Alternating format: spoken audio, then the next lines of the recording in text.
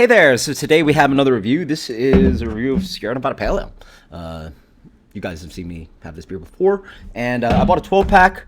That's going to be covered in the next video, talking about how I got this for, wait, let me see my receipt.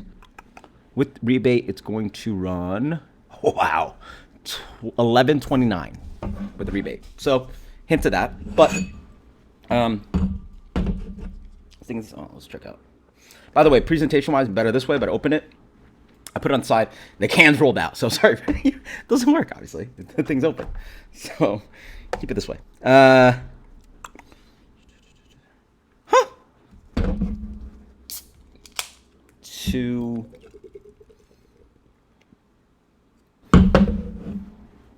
9 weeks fresh. Wow, I thought it'd be fresher than that. Who knows? Then again, I feel the 12 packs probably sit around at Publix a little bit more, especially people these days always buying like stuff like Hazel Thing and some of the other kind of like 12 packs, and they probably have more 6 packs and stuff. So it probably doesn't move as fast. But thankfully, they're like, I hate these places that rant before we go to the review. They like they're just stacks of this, in the warm shelf. I'm like, when are you gonna sell this? Like, just stacks and stacks. Thankfully, it's like in the fridge section, and like the fridge section only holds like 2, 3, 4 of these, and then ideally they're moving them, rotating them. So who knows? Sierra Nevada Pale Ale, the classic American Pale Ale, really, arguably outdated. Pale ales really aren't made like this anymore, but classic beer. So it's like one of those things that defines the style, in my opinion. Like like a Pilsner Quell or Guinness. Like pale ale, you think Sierra Nevada, right? Beer comes in. Look at the color. It's outdated in that sense. Comes in a deep gold to light amber color, probably just deep gold. Slightly off-white head. Yeah, classic. I mean, it's so vibrantly Sierra Nevada Pale Ale, right? Or Sierra Nevada-ish. It's got this what is it? Cascade, right? Big notes of just like grassy green pine, a little bit of light grapefruit character, a little bit of biscuity malt character. Yeah, sugary pine, but like sometimes I call it like caramelizing sugar on top of pine, but this one's a little bit lighter than that. It's got a little bit more levity, a little bit more grapefruit peel, a little bit more kind of like spruce, like lighter, less like resiny. Yeah, a little bit like a pine cone. Cheers. Yeah, there you go. So on the palate, it comes with way more fruity, way more grapefruity, and then also quite a little bit soapy. Yeah.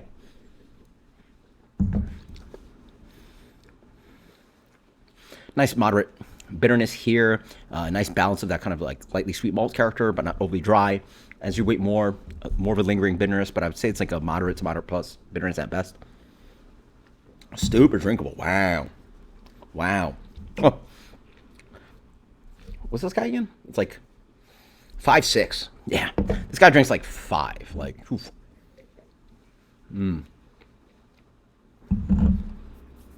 This is for many like industry people and like people in the beer industry, like one of their Desert Island beers. It's very good, especially at like I'm about to be 36.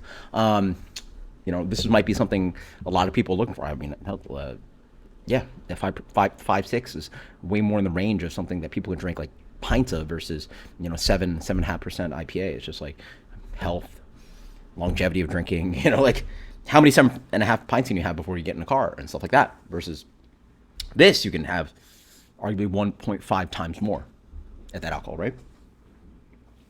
It has a lot of flavor.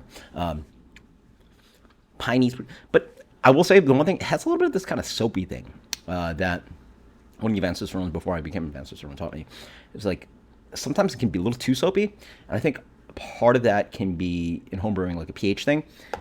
This is obviously like, they perfected this to what it does, but it does come off a little bit like pine soapy with a little bit of like grapefruit to it. I can see a lot of people having a problem with that. For me, it comes off a little bit soapy floral thing, but damn, is that balance. And what are we talking about balance? Bitterness, light biscuit malt character in the middle, big pine character, lingering bitterness. everything's like, nothing's dialed up to 10. Everything in this beer is at like 5 to 7. Just like buzzing, just buzzing, and it makes the beer wonderfully drinkable.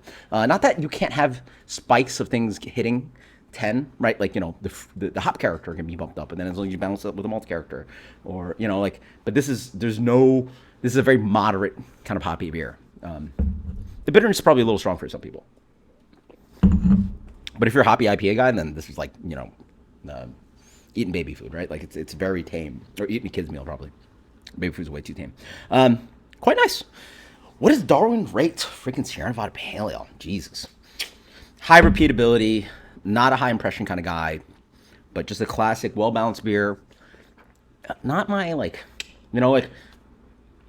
I know that more people are reaching for something more moderate these days, but when I want hops, I want a little bit more, if I want moderate, I go lager, right? Or, throw this in there in the mix, but it's not something I'm like craving for.